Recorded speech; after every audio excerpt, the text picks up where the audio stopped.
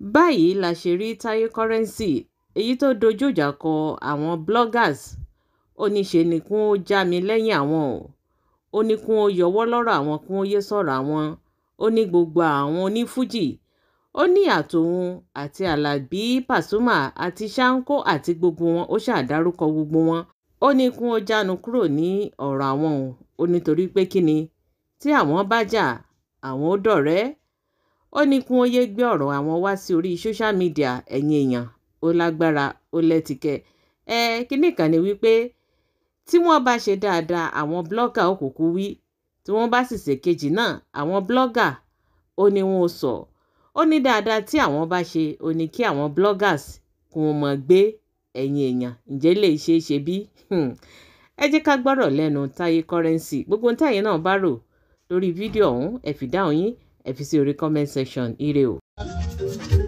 ó táwọn mìíràn fi sí ní pé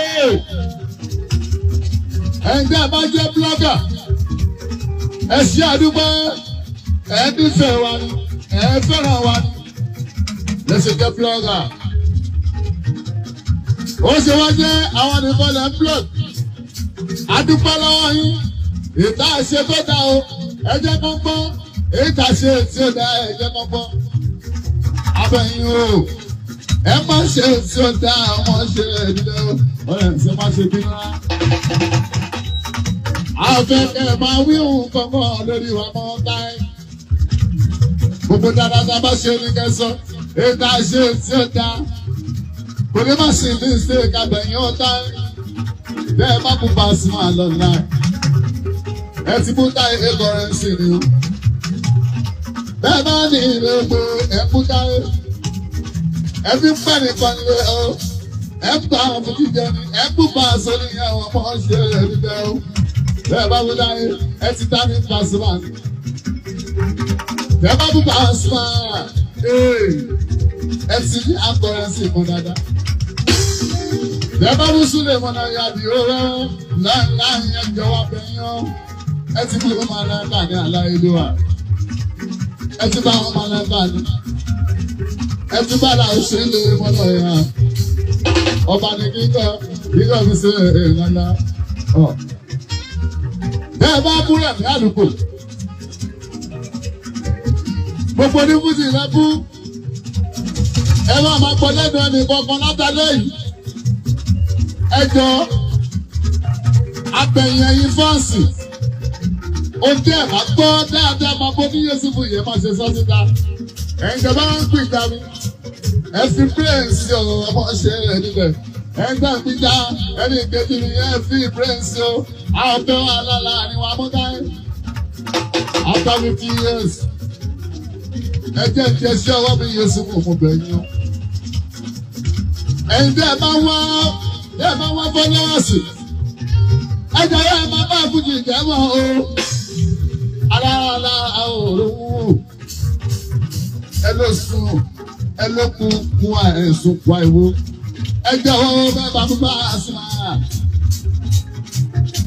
Ẹ ta ní ìsọ̀rọ̀ ẹ̀ nìyẹn. Bẹ́ẹ̀ bá mú táyé. Ẹ ń fún Pasuma nù o. Bẹ́ẹ̀ bá bá làwọn ṣe é fi wò. Ẹ ń fún Pasuma nù o. Bẹ́ẹ̀ bá sọ bàbá tó síbẹ̀ láì dá. Ẹ bú wá sí o. Àlàbí Jíbọ́lá ọ̀gá. Gbogbo agbọ́dá àti bọ́ ṣe wọ́pọ̀. Ẹni tí ò bá sọ nínú wa máa bọ́ ní Yéṣùfù mi. Òun là máa mú lálábòsí láàrin wa. Àti bọ́ ṣe wọ́pọ̀. Kò sí tírẹ̀tì láàrin wa mọ́. Ẹjọ́ torí mú ọmọ. Ẹni tá a bá ṣe o. Ẹni tí mo bá ṣe tó fọwọ́. Ẹni tá a lọ fi Pasuma bá. Tó bá rí tó bínú o. Ẹjọ́ Yéṣùfù ẹ dárí ti Pasuma dáadáa. Mo bá bẹ̀rẹ̀ ẹni kan ló ṣe Súlẹ̀ Àlàó Máláíkà abẹ́yìn. Ẹ bá fọwọ́ sí ọ̀pọ̀ ni o. Bá a ṣe múra wa báyìí, orí fújì yìí. Kò tẹ́ wọn lọ́rùn, ojú tó fi ń wò wá. Kò tẹ́ mí lọ́rùn, débi sí abẹ́yìn o. Ẹ pé kí ló fà sórí yìí o. Òun tó fà sórí Yéṣùfù yẹ̀ wò. ẹgbẹ́ kí ni mo rí tí mo fi pápá sílẹ̀ bá. Alamọ́lẹ̀ ó tó jẹ́ ń gbọ́ bára lẹ̀. Lálẹ́ February bàbá ní Yéṣu lọ́dún yìí. Ọ̀nàrẹ́bù Yéṣu Abábídílé.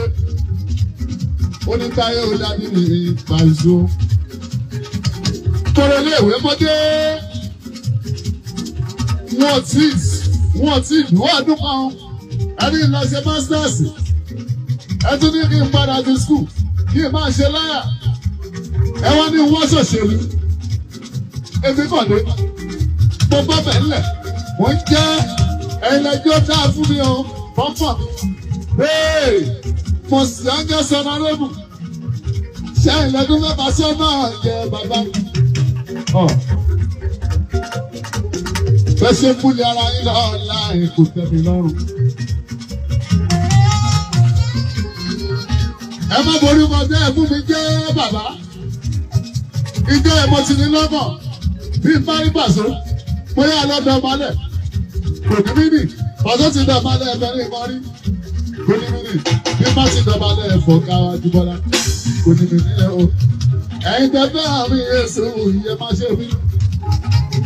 Ẹ̀yin tẹ wá fẹ́ràn Pàṣọ. Bẹ́ẹ̀ ló ṣe gbàdọ̀bálẹ̀ mi ẹ̀ má ṣe bínú. Àbẹ̀yìn Yéṣu fẹ́ jọ̀wọ́ o. Ẹ má wà fún ìwà mọ́.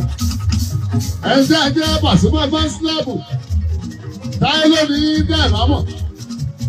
Ẹ̀jẹ̀ jẹ́ Pasuma fans club. Pasuma lónìí dẹ̀ mámọ̀. Ẹ̀jẹ̀ jẹ́ Tàláyélúwà. Àwọn fans tó máa bàbá ní Yéṣu ló náwó fún wa o. Bí àṣàpọ̀ bàbá sílẹ̀ ṣe jẹ́ pàdé mi tó. Tó bá lọ náwó fún Pàṣọ o. Inú mi á máa dùn. Bọ́lá làwọn máa alága ló bá náà. Bùrọ̀dá wa ní sílẹ̀ èèyàn gbogbo wa. Ẹjọ́ ó ti tó báyìí. Ó ti tó báyìí. Iṣẹ́ tá a ṣe dàbí dé lọ́nà. Dàbí kọ́lé dàbí bímọ tó yàn. Ẹjọ́ wọ́n dáyé ẹnì kan fún wa sùn. Fẹ́mi àti Pasuma tó ní tó. Ìbàdàn àpẹẹrẹ bàbá ní Yéṣu mú ní ẹnì kankan síbẹ̀. Wọ́n parí ìjà fún wa. Ọmọ ṣe èdè ọ̀gá mi ní Pasuma. Ẹsẹ̀ àjíwá. Àwọn tí màá ṣe olùsọ pé ìwà bá.